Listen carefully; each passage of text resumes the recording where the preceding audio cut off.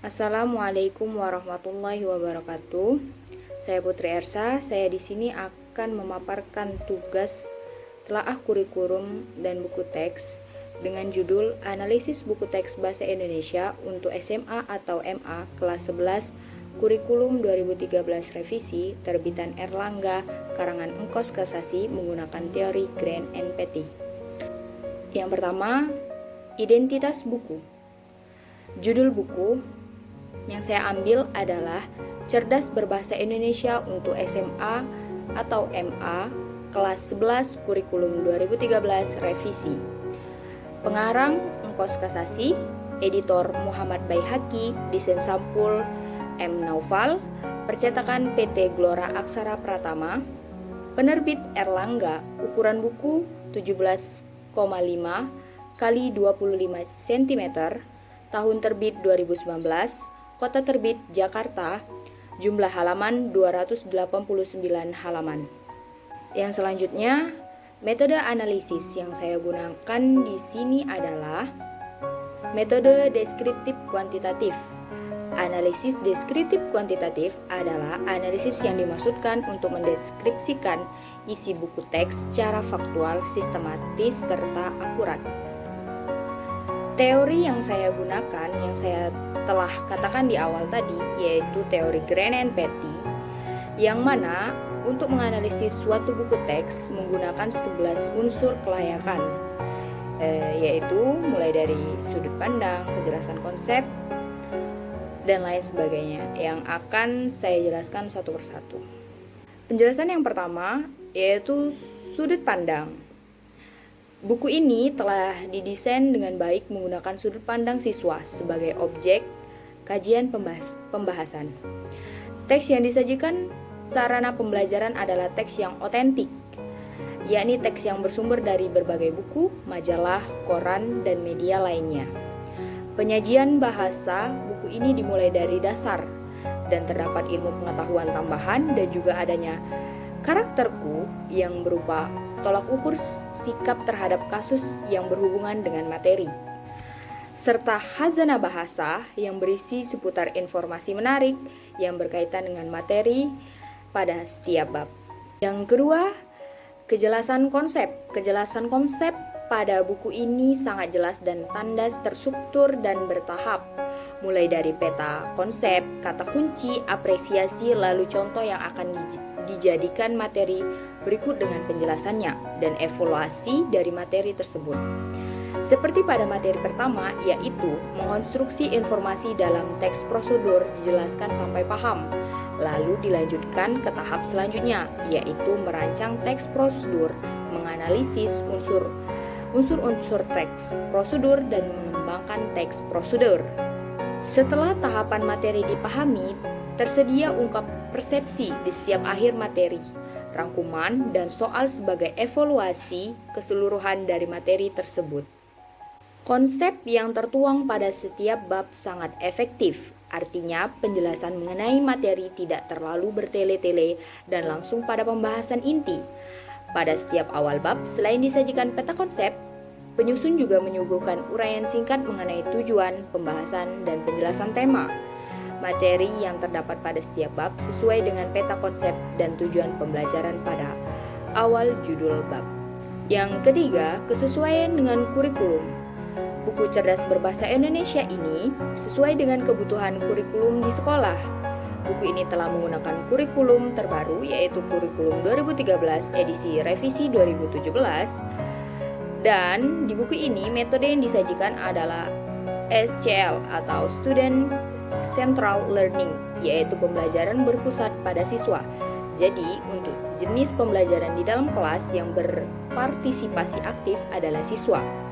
Guru hanya menjadi fasilitator dan menjadi konselor untuk siswa.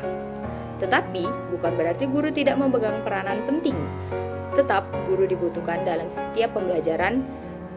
Dan pada buku ini terdapat juga kompetisi dasar pada awal pembelajaran sebagai panduan guru dalam mengajar. Yang keempat, menarik minat. Minat pembaca pada buku ini dirasa akan sangat tinggi, mengingat di dalam buku terdapat konsep yang jelas, materi yang sistematis dan sesuai dengan kebutuhan siswa.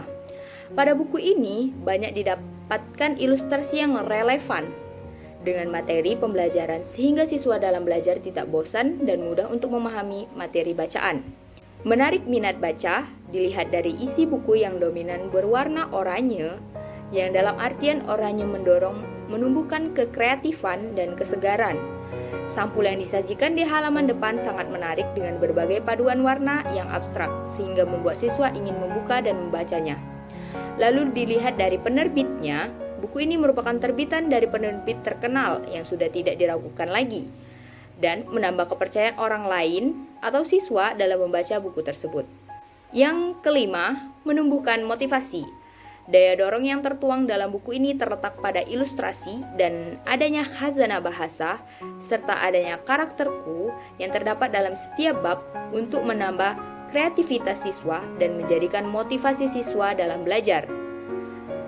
Didukung dengan adanya warna pada tabel, judul bab dan judul subbab, walaupun pada gambar hanya menggunakan warna yang hitam putih.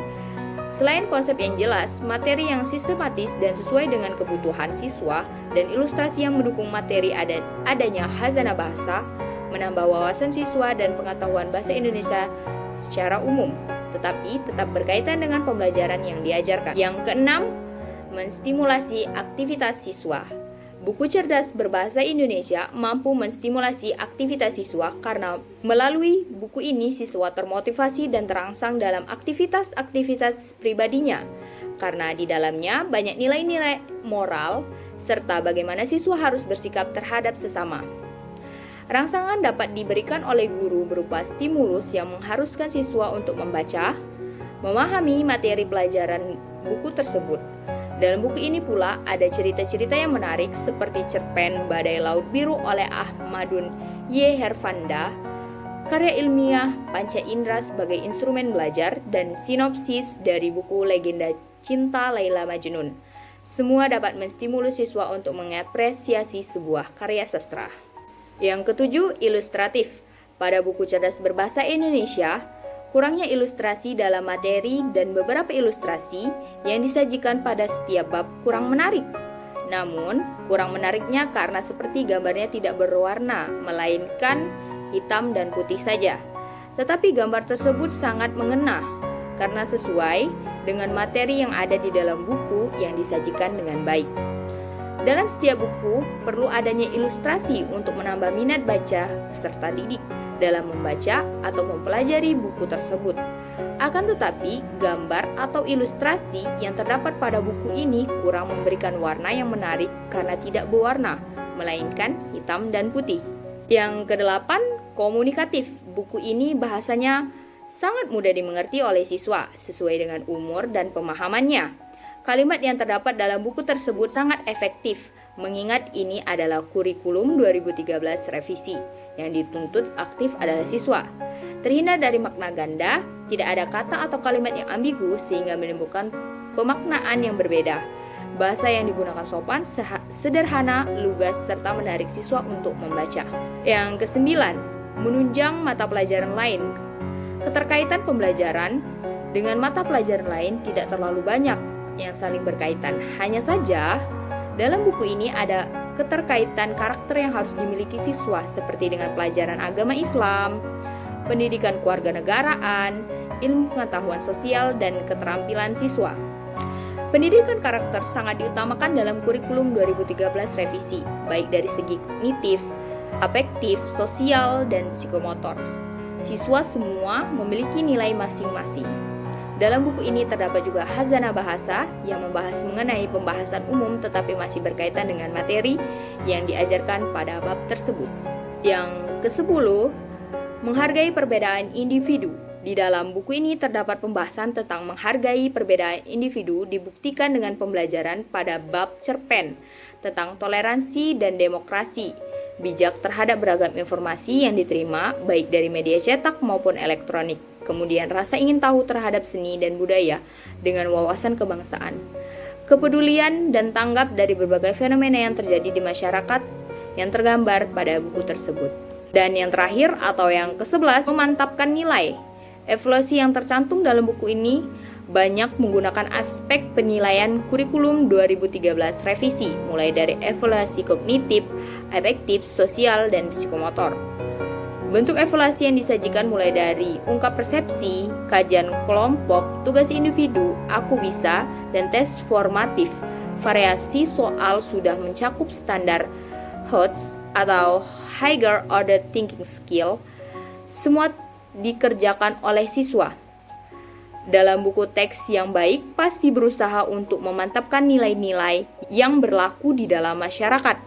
Dalam buku bahasa Indonesia ini, terdapat beberapa nilai kehidupan yang sesuai dengan norma dalam kehidupan bermasyarakat. Hasil analisis dan pembahasan di atas memberikan kesimpulan buku teks pelajaran bahasa Indonesia terbitan Erlangga dengan judul Cerdas Berbahasa Indonesia untuk SMA MA kelas 11 dengan kurikulum 2013 revisi yang disusun oleh Engkos Kasasi layak digunakan sebagai bahan ajar untuk proses pembelajaran di sekolah-sekolah.